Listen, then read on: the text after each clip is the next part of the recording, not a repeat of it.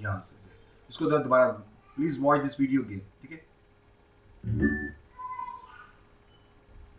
How to find the angle of elevation of any object? Right now we are going to find the angle of elevation top of the building.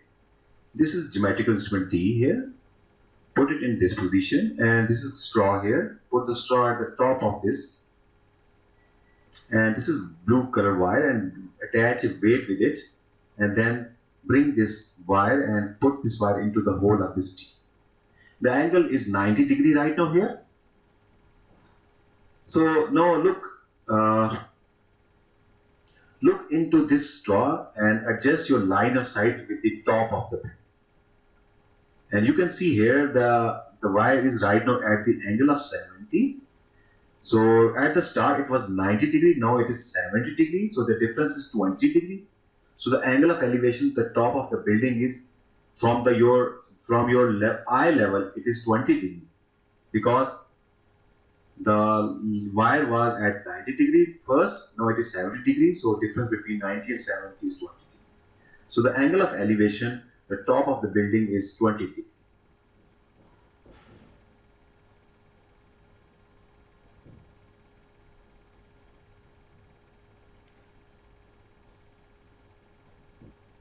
This is our whiteboard, and suppose this is a building. This straight line represent a building, and this is the ground. This is the ground, and one person is standing over here. यहाँ पर एक बंदा खड़ा है और वो इस line में देख रहा है, इस लाइन में देख रहा है. This is line of sight, normal line of sight. यहाँ पर देख रहा है. And one person is standing over here as well, and this is the line of sight of this person. ये जब सीधा देखता है तो ये इसकी लाइन ऑफ साइट है. अच्छा, व्हाट हैपन्स, ये अपना फेस नीचे करता है और इसको देख start looking at him. So this is angle of depression. Okay, और ये जो नीचे वाला बंदा है, ये जब अपना फेस ऊपर करता है तो ये वाला एंगल बनता है. This is angle of elevation. So because this line and this line are parallel lines, so यहाँ पर एक Z बनेगा, ये Z बन जाएगा एक, और Z में जो ये वाला एंगल है, ये वाला एंगल और ये वाला angle, they are alternate angles and they are equal angles. Alternate angles. ये दोनों alternate angles हैं, तो ये दोनों क्या होंगे? Equal होंगे. तो इसका what does it mean? It means that angle of depression और एंगल ऑफ एलिवेशन दोनों इक्वल होते हैं.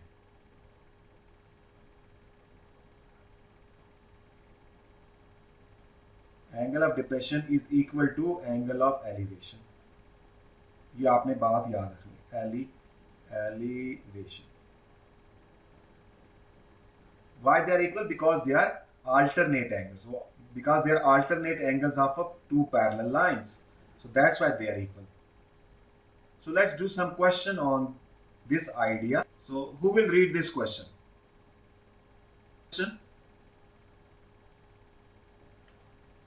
Question number 1. Read question number 1. A point A on level ground is 34 meters away from the foot B of a Christmas tree, TB. Given that AT makes an angle of 32 degrees with the horizontal, find the height of the Christmas tree. Thank you so much. अच्छा बेटा देखें girls, आप देखें ये हमारा tree है. we take tree as a straight line. हमने इसको एक स्ट्रेट लाइन कंसिडर की है. आप ट्री का जो फुट है उससे इस पॉइंट ए तक डिस्टेंस 34 है. हमने डिस्टेंस कैसे मेजर किया है? वो एक होती है ना मजरिंग टेप. आप मजरिंग टेप की हेल्प से ये डिस्टेंस कैलकुलेट कर लें, वो हम इजीली कर सकते हैं. तो हमने 34 मीटर कैलकुलेट कर लिया. अब ये जो एंगल है 32, ये एंगल ऑफ एलिवेशन है टॉप ऑफ द ट्री का. एंड एंगल ऑफ एलिवेशन कैसे फाइंड करते हैं? अभी हमने देखा कि वी हैव एन इंस्ट्रूमेंट. उस इंस्ट्रूमेंट की हेल्प से हम एंगल ऑफ एलिवेशन भी फाइंड कर लेंगे. तो it is not difficult at all. 34 कैसे कैलकुलेट करना है, ये एंगल ये हम इजीली कर सकते हैं. अब हमने क्या किया? This is right angle triangle. अब इस राइट एंगल ट्रायंगल की हेल्प से हम इस ट्री की हाइट निकाल लेंगे. Just sitting at the ground पे बैठ के हम इसकी हाइट निकाल लेंगे. तो अब मुझे बताओ कि इस पे हम कौन सा रेशियो अप्लाई करेंगे, which ratio we will apply है। जी बेटा, क्या इस पे कौन सा रेशियो चल लगेगा? जी anyone of you can tell me कि कौन सा रेशियो अप्लाई होएगा? तैनियत, कौन सा रेशियो अप्लाई होएगा बेटा? Tangent sir. इस पे देखो ना, ये तो हमने फाइंड करना है ना एच, इसको let me call it H. तो आप देखो हाइपोटेन्यूज की हमें जरूरत ही नहीं है, हमें तो एक ये गिवन है और ये फाइंड करना है। तो टेंजेंट लगेगा, टेंजेंट 32। अब मैं आपको ये नहीं कहूंगा सोकाटोवा याद करो, वो तो आपको पता होना चाहिए ना सोकाटोवा एक और। तो ये टेंजेंट एच ओवर 34, आप क्रॉस मल्टीप्लाई करेंगे, ये 34 जो है यहां से इधर चला मल्टीप्लाई हो जाएगा, क्रॉस मल्टीप्लाई होकर इधर आ जाएगा। 34 टाइम्स टेंजेंट 32, बताएं क्या आंसर है? जल्दी से बताएं क्या आंसर है? What is the answer? Anyone can calculate this?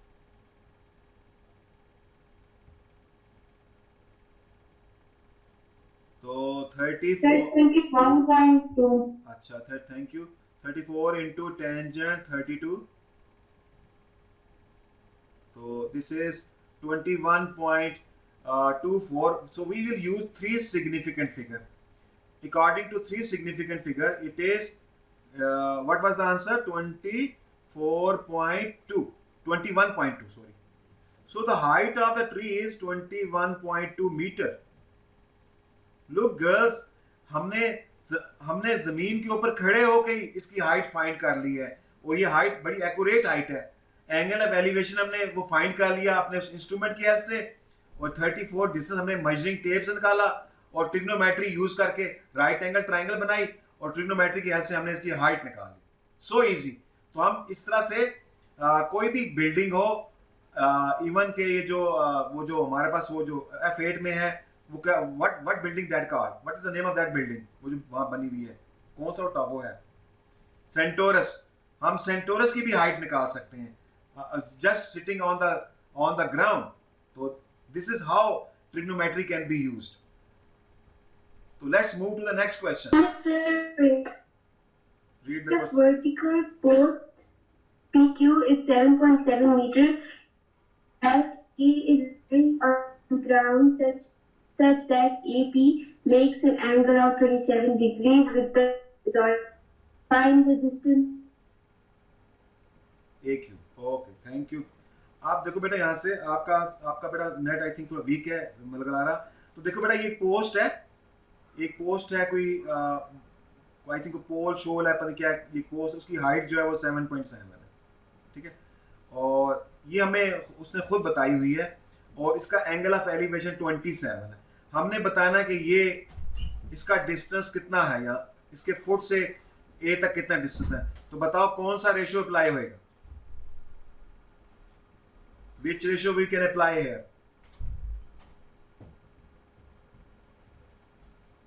Wait करें।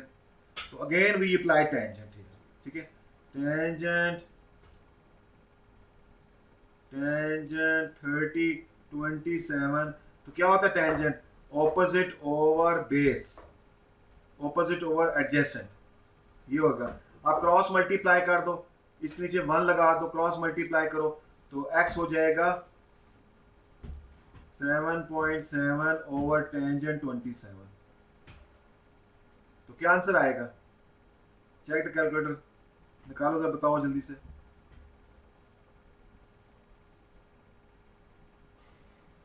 So the length is 15.1. Question number 3. Please read question number 3.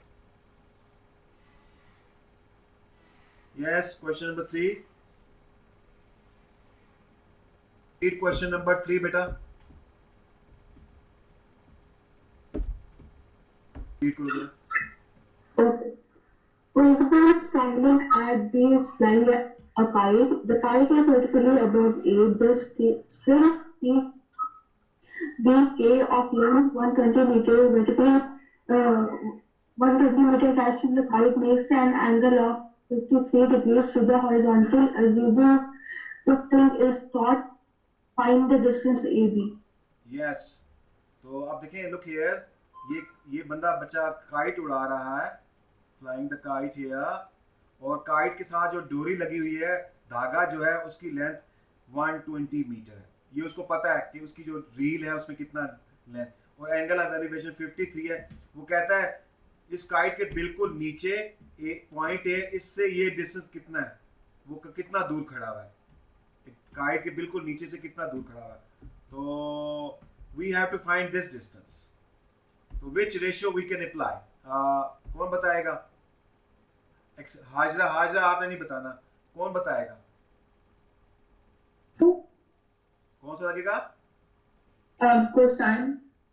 ये यस, कोसाइन, बिल्कुल ठीक है, कोसाइन। कोसाइन को हम शॉर्ट में we call it cos 53 x over hypotenuse 120 cross multiply, तो 120 उधर चला जाएगा, 120 multiply, please calculate side by side, 53। Please tell me what is the answer, what is this distance now, जल्दी से फाइंड करें।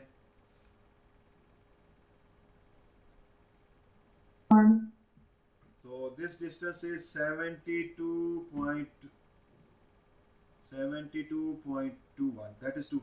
So we use three significant figure. So this is our answer. So the guy is standing at 72.2, it is meter from the foot of from the exactly below the point which is exactly below the kite, वहां से 72.2 metre के distance पे खड़ा है वो बंदा।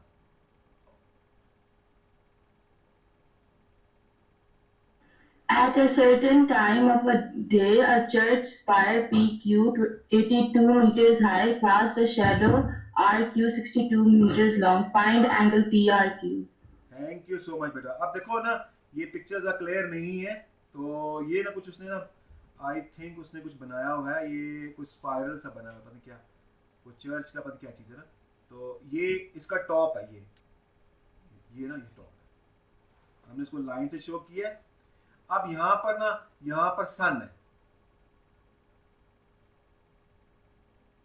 यहाँ पर सन है, और सन का ना, सन से रेज निकल रही हैं, और उस रेज की वजह से इस चर्च का शैडो बन रहा है, और ये इसका शैडो है, ये शैडो की लेंथ है, ठीक है। शैडो की जो लेंथ है वो 62 मीटर है, और इस चर्च की जो हाइट है वो 82 मीटर है। तो हमने बताना ये एंगल ऑफ एलिवेशन कितना बन रहा है, ये निकालना, ये वाला एंगल निकालना है, ठीक है। तो इसमें लगेगा, अब चलो इस तो मैं बताता हूँ, tangent inverse x, tangent x 82 over 62। अब बिकॉज हमने एंगल फाइंड करना है, तो एंगल, जब भी एंगल फाइंड करते हैं तो इनवर्स टेंजेंट इनवर्स, तो हो जाएगा 82 ओवर 62। तो इससे हमें एंगल मिल जाएगा। एंगल हमेशा इनवर्स से निकलता है, एंगल हमेशा इनवर्स से। तो इनवर्स कैसे करते हैं? शिफ्ट फिर टेंजेंट, तो इसे टेंजेंट इनवर्स। इसके अंदर फ्रैक्शन है 82 divided by 62, and here bracket close, and then this, तो 52.9। एंगल जो होता है ना, according to Cambridge, angle should be round up to 1 decimal place. Angle को 1 डेसिमल पे करते हैं राउंड, प्लीज रिमेंबर दिस। तो कितना एंगल आ गया बेटा इसका?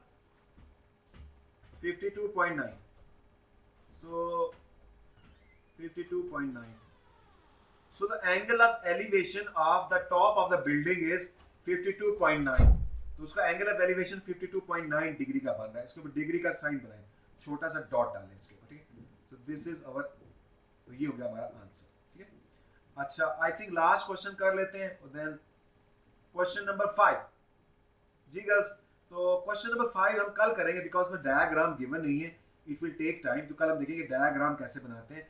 तो क्वेश्चन नंबर 6 कर लेते हैं। तो जल्दी से कौन पढ़ेगा क्वेश्चन नंबर 6? कौन पढ़ेगा?